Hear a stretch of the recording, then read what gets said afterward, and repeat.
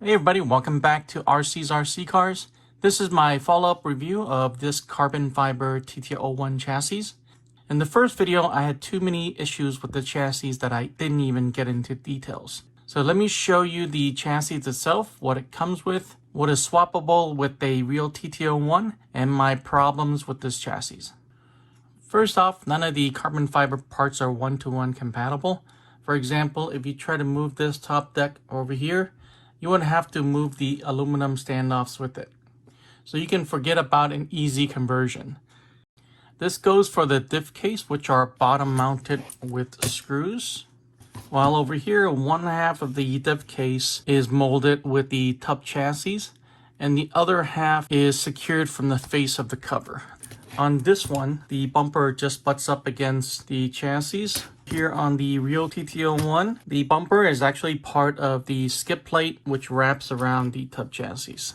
There's also a couple subtle differences you may not notice right away. The only plastic parts that are the same as the real TT-01 are the front and rear upper arms and the front lower arm. The rear lower arm is missing a shock mount hole on this side, so you won't be able to flip the arms around for a shorter wheelbase build.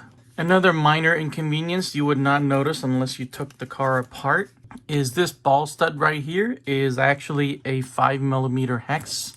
It is not any of the sizes on this cross wrench. You would have to have a 5mm hex wrench in order to remove them. The other subtle difference is the front upright steering knuckle only has one hole right here. While over here, there are two holes right there. The steering link only has one position, so there's no Ackerman adjustment. Another thing is, I don't know if it's intentional or not, the steering assembly right here is built backwards. I don't know if you can notice that, how this curves up and then straight. On the real TT-01, it is straight first and then curves. So the front and rear is actually flipped on this. Same goes with this steering link right here. This bend right here should actually be facing the front, kind of like that. You would have to take this apart and flip this, otherwise you wouldn't be able to install the servo here. I didn't try every single aluminum part, but I'm guessing the propeller joint, shaft, outdrive, dog bone, and axle, these suspension mounts and these servo mounts are the same with the TT-01. The aluminum motor mount, body post, battery posts, and these steering standoffs are not compatible. My biggest initial problem with this carbon fiber chassis are that the shock towers are taller than the standard TT-01. And that means a body on this chassis would rest higher from the wheel than it would on the real TT-01. The spacing between the body post side to side and front and back are also different from the real TT-01. That means you can't just swap bodies with this. You would have to buy a brand new body if you already had this and you wanted to bring it over. Either that or you punch new holes.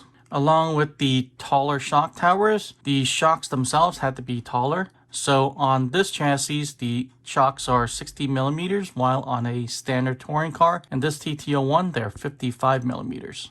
I noticed in the photos of my eBay listing, the shock towers were actually plastic and not carbon fiber. So I contacted the seller and they actually sent me quite quickly 4 plastic shock towers, just like similar to this one, not exactly the same.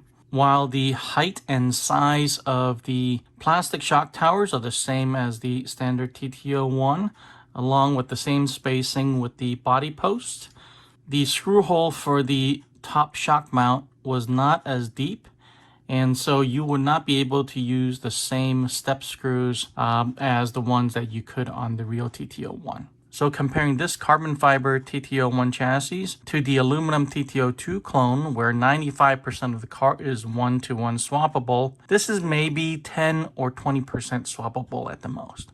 So you really have to judge this as its own chassis. You're not buying a TT-01 clone.